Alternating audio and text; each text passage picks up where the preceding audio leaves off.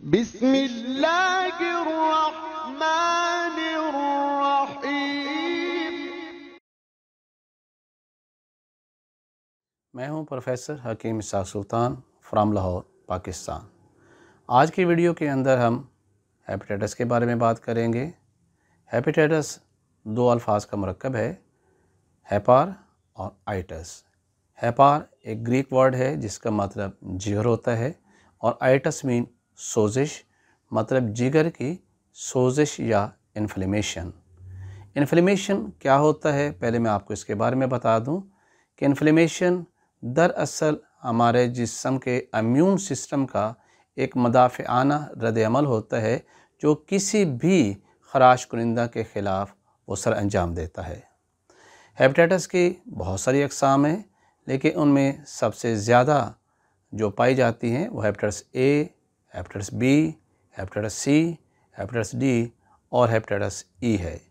इनमें से hepatitis A और ई जो हैं उसमें क्रॉनिक फॉर्म में या फेज़ में जाने की सलाहियत नहीं होती, जबकि हेपेटाइटिस बी और हेपेटाइटिस सी दोनों ही ख़तरनाक होते हैं और इस हद तक ये क्रॉनिक फेज़ में चले जाते हैं कि इंसान की ज़िंदगी भी ख़त्म हो जाती है। हेपेटाइटिस ए और हेपेटाइटिस ई जो है ये फ़ीकल औरल वे से इंसानी खून में दाखिल होता है। जब ये इंसानी खून में वायरस दाखिल होता है तो ये जिगर के खुलियात में जाता है, और जिगर के खुलियात इसके लिए सबसे मौजू जगह होते हैं जहाँ पर ये अपने आप को मल्टीप्लाई करता है और अपनी तादाद को बढ़ा लेता है। लेकिन जैसे ही ये जिगर के खुलियात में जाता है तो जिगर में जहाँ अपनी तादाद को बढ़ाता है वहाँ पर ये जिगर के अंदर सोजिश भी पैदा करता है। और मैं ये आपको बड़े क्लियर कर दूँ कि जिगर के खुलियात को जो नुकसान होता है वो वायरस की इन्फेक्शन से नहीं होता, बल्कि वो इंसान के अपने अंदर मौजूद सेल्फ मेडिएटेड डैमेज सिस्टम के थ्रू होता है। हमारे जिस्म का एक अपना जो है सेल्फ मेडिएटेड सिस्टम होता है जो कि इन खुलियात को ख़राब करता है, इनको मार देता है और जिस्म से इनको खारिज भी करता है। जब हेपेटाइटिस के वायरस जो है जिगर के खुलियात में पहुंच जाते हैं तो अपनी तादाद को बढ़ा लेते हैं, तो फिर हमारा इम्यून सिस्टम जो है वो इन्हें पहचान लेता है, क्योंकि ये वायरस जो है वो जिगर के खुलियात के जो बैरूनी सरफेस है उसके अंदर स्ट्रक्चर के चेंज पैदा कर देता है और हमारा इम्यून सिस्टम इनके एंटीजीन को पहचानता है।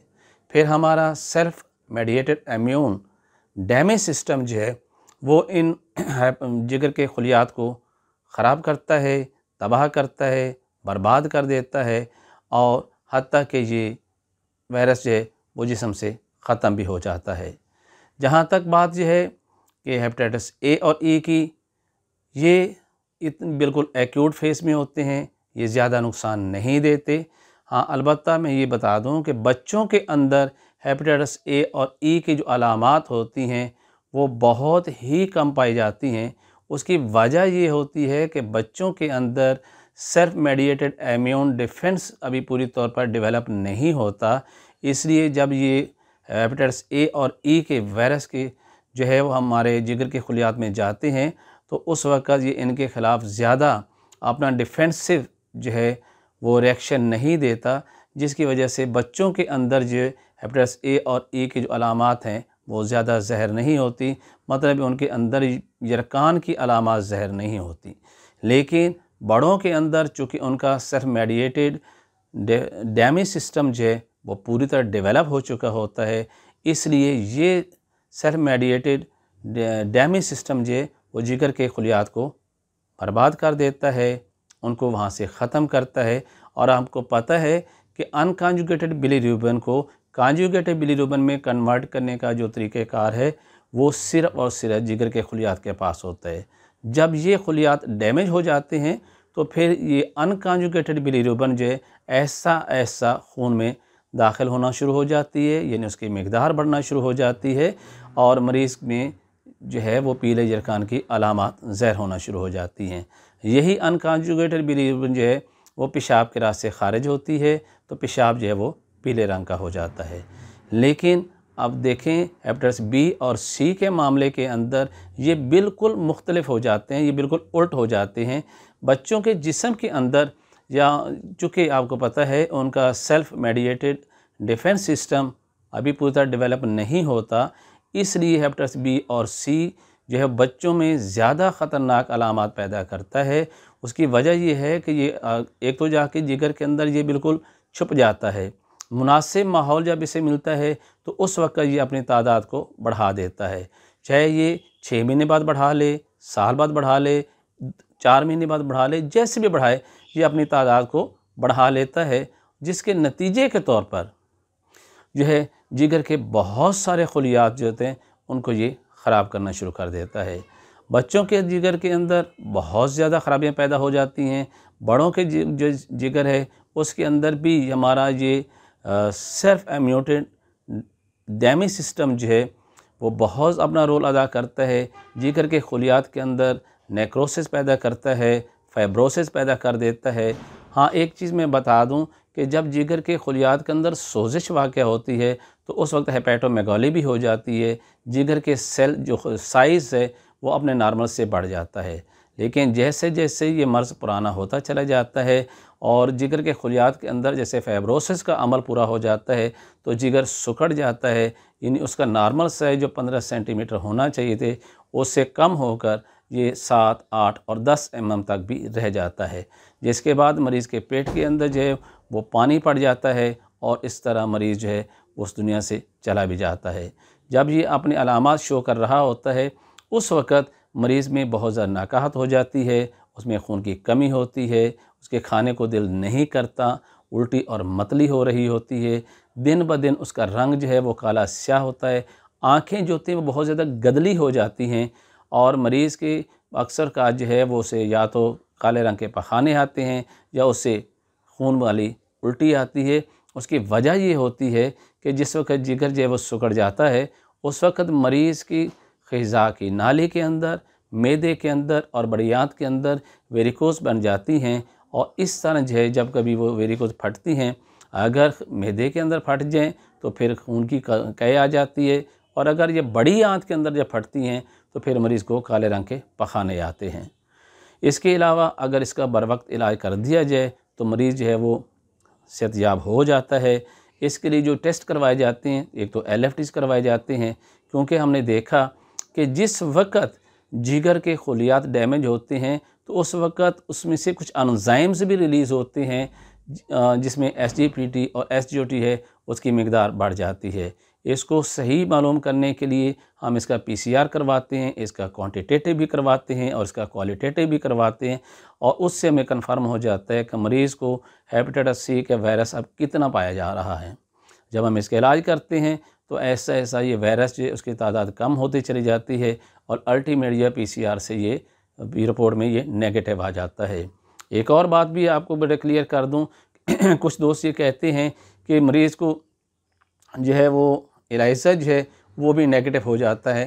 तो दोस्तों मेरा एलाइज़ा कभी भी नेगेटिव नहीं होता, क्योंकि आपको देखते हैं कि जिस वक्त हम एलाइज़ा करवाते हैं जो हम टेस्ट लिखते हैं वो anti-ICV लिखते हैं या एंटी हेपेटाइटिस बी उसकी हम टेस्ट लिखते हैं, तो दरअसल वो तो वायरस होता ही नहीं है, बल्कि वो तो एंटीबॉडीज़ होती हैं खून के अंदर जो कि हेपेटाइटिस बी या सी वायरस के ख़िलाफ़ या हमारे इम्यून सिस्टम ने पैदा की होती हैं। अगर वायरस जिसमें खारिज हो भी जाए, ख़त्म हो भी जाए, लेकिन उसके बावजूद भी एलाइज़ा कभी भी नेगेटिव नहीं हो सकता, क्योंकि नेगेटिव जो होना था वो तो वायरस नहीं होना था, एंटीबॉडीज़ ने नहीं होना था।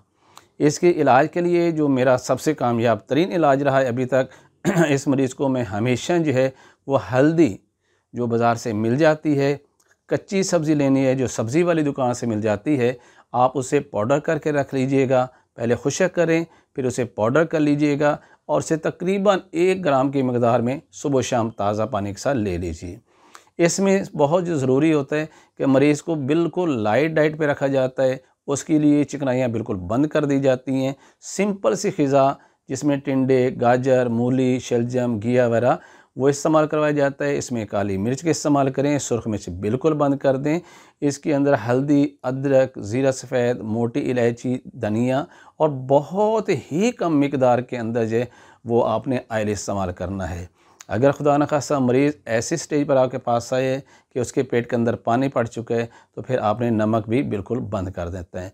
अलबत्ता ताज़े फल जो होते हैं वो उसको ज़्यादा मिकदार में इस्तेमाल करवाएंगे।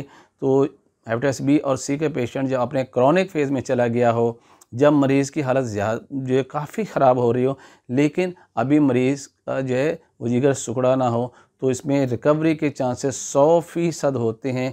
सिर्फ यही हल्दी, जिसे आप मामूली मत समझिए, मेरी 30 साल का प्रैक्टिस में सिंपल ये हल्दी जो है आप इसका इस्तेमाल करवाएंगे, किसी और केमिकल के अद्वियात की दवाई की ज़रूरत नहीं पड़ती।